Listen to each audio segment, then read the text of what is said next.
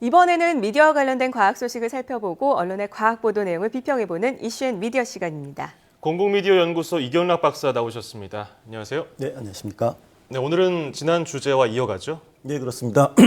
지난 시간에는 최근 몸을 건강하게 해주는 그런 성분처럼 소개되고 있는 핵산에 대해서 그 과학적 정의와 핵산 식품 마케팅의 문제점 등을 다뤘는데요. 오늘은 이러한 마케팅이 어떻게 실제 방송에 등장하게 되고 또 우리 사회에 영향을 끼치게 되는지 그런 부분들을 이야기해 보겠습니다. 네네.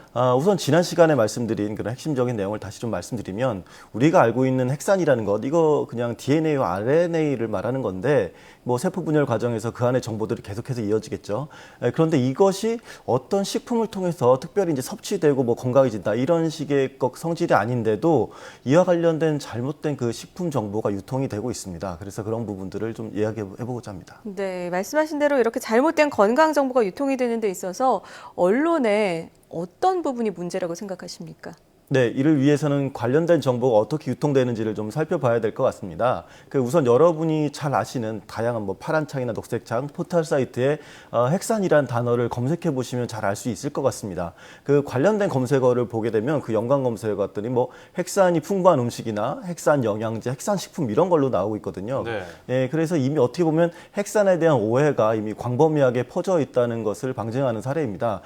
특히 블로그나 뭐 지식인 같이 그런 집단지성 과 같은 그런 프로그램 그런 내용들의 경우에 개인이 자발적으로 작성한 정보들이거든요. 근데 그런 경우 보게 되면 대부분 핵산 영양제가 굉장히 몸에 좋다 이런 식으로만 이 방향이 연결이 되고 있었습니다. 또 뭐 지식백과 같은 전문적인 정보를 제공하는 콘텐츠에서조차도 그 핵산을 일종의 슈퍼푸드라고 소개하는 등 좀 문제점들이 많이 나타났습니다. 네.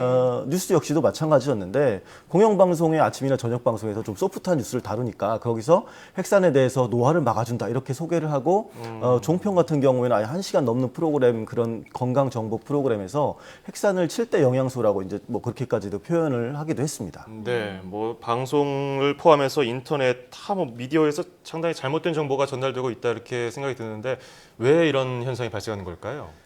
사실 얼마 전에도 우리 백수호 파문이 있었습니다. 그런데 기본적으로 우리 사회에서 건강식품이 유통되는 방식 이런 것들에 문제가 있다고 생각됩니다. 예를 들어서 이런 식입니다.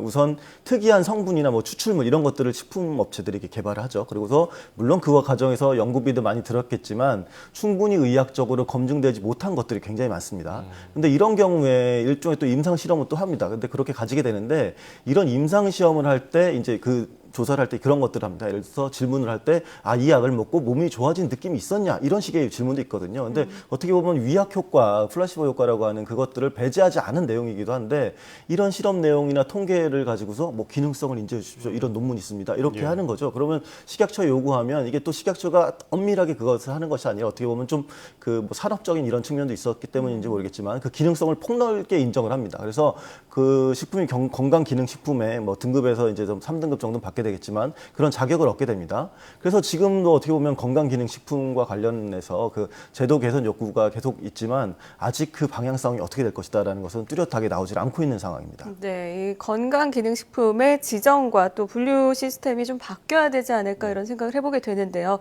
그렇다면은 이 건강기능식품 지정이 된 이후에 그 이후에는 어떻게 관리가 되고 어떤 문제는 없습니까? 네, 사실 그 문제가 이후에 더 심각합니다. 그러니까 건강기능식품 방금 말씀드린 그런 거 뭐 핵산이도 뭐 생산하는 그 업체들이 식약처 인증 받았다 이렇게 근거를 해서 이제 막 공시를 하지 않습니다. 그러면 이제 주가가 굉장히 높아집니다. 그리고 그런 들어온 돈과 이제 또 마케팅에 열을 올리게 되는데요. 이 과정에서 문제가 발생합니다. 오늘 말씀드린 핵산 경우 같은 경우도 마찬가지인데 올해 6월과 7월을 중심으로 핵산 관련 회사들이 인터넷 언론이나 아무튼 기사로 많이 소개가 됐습니다. 그래서 종종 그 과정에서 어떻게 보면 그 뉴스에 그런 게 나오죠. 핵산에 검증되지 않은 효능 이런 것들이 퍼지게 됩니다. 또 이후에 이제 아까도 말씀드렸처럼 지상파 그런 공영방송 뉴스에서도 다뤄지고 종편에서도 아주 비중 있게 다뤄지게 됩니다. 그런데 문제는 핵산에 대해서 방송에서 이제 나오는 과정, 그 다루는 과정이 과연 단순히 이게 핵산이 굉장히 중요한 문제고 사회적으로 이슈가 되니까 그렇게 중요한 아이템을 다루는 이런 순수한 목적에서 진행되느냐 좀 그렇지 않다는 점입니다. 이게 얼마 전 종합편성 채널에 관련된 그 영업 방식에 대한 문제들이 좀 나온 문건들이 공개되기도 했는데요. 네. 그런 것을 예를 들어서 설명드리면 예를 들어서 핵산을 건강에 효과가 있는 것을 좀 말해달라라고 이제 업체 쪽에서 이제 방송국 얘기를 하죠. 그러면 그래서 제작비를 지원을 하게 됩니다. 이제 예. 그렇게 하면 이제 그 제작비를 통해서 이제 프로그램이 만들어지고 그 이후에 이제 방송을 타고 핵산 열풍이 불 거 아닙니까? 그러면 다시 홈쇼핑 같은 곳에서 이른바 쇼닥터라고 하는 그런 좀 굉장히 상업적인 의사들이나 전문가가 출연해서 그 핵산에 검증되지 않은 효능 이런 것들을 광고하고 그 이후에 또 물건이 또 날개 돋친 듯 팔리게 되는 그런 상황이 발생을 하는 것이죠. 네. 백수호 때와 아주 유사하게. 예. 일련의 뭐 톱니바퀴처럼 막 계속 맞물려서 돌아가고 있는데 이런 현상이 한두 번이 아니라는 거죠. 특히 뭐 TV에 나오면은 여기 나왔습니다, 저기 나왔으면서 이게 홍보로 이용하기도 하는데 어떻습니까? 이런 부분 부작용이 나타날 것 같은데요. 예, 맞습니다. 그 많은 시청자들께서 이제 TV에 출연하는 전문가 그런 말에 굉장히 신뢰를 갖고 특별히 이제 그것들을 다 들었으니까 추가적인 정보나 이런 것을 찾는 경우가 많지 않거든요. 네. 그런데 건강식품을 판매하는 쪽은 이런 점들을 굉장히 잘 이용합니다. 예. 아까 앞서서 말씀드렸듯이 그 핵산이 노화를 방지한다거나 뭐 부족하면 위험하다, 뭐 호흡법이 따로 있다, 뭐 이런 식의 그런 내용을 담은 블로그나 지식 검색 뭐 이런 것들을 내용을 보게 되면 방송에서 나온 거다 이런 식으로 이제 근거를 삼고 있거든요. 예. 그래서 그런 방송 내용을 주요 콘텐츠로 만들어서 이제 자기 블로그나 뭐 이런 거에서 올리는데 결국에 맨 밑에 가보면 특정 핵산 영양제를 홍보하거나 판매하는 방식으로 그런 식으로 연결이 됩니다. 한마디로 TV에서 이렇게 효과가 좋다고 한 이런 성분들 그런 것들을 우리가 건강식품으로 내놓았으니 뭐 사시는 게 어떻겠습니까? 이런 식의 내용들로 다 마무리가 된다는 것이죠. 네. 그렇다면 이 건강식품에 대해서 언론에서 다룰 때 정말 어떻게 해야 될까요?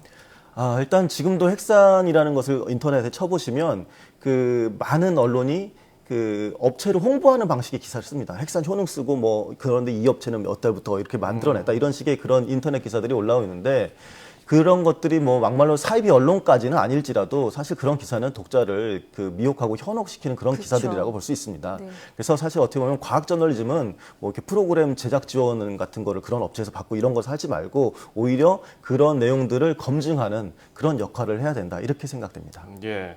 확실히 언론에서 건강에 밀접한 뭐 영양소나 관련 식품에 대해서 다룰 때 뭐 잘못된 정보나 과장된 내용으로 시청자들에게 혼란을 주지 않도록 주의를 해야겠습니다. 자, 지금까지 공공미디어 연구소 이경락 박사였습니다. 오늘 말씀 고맙습니다. 예, 감사합니다.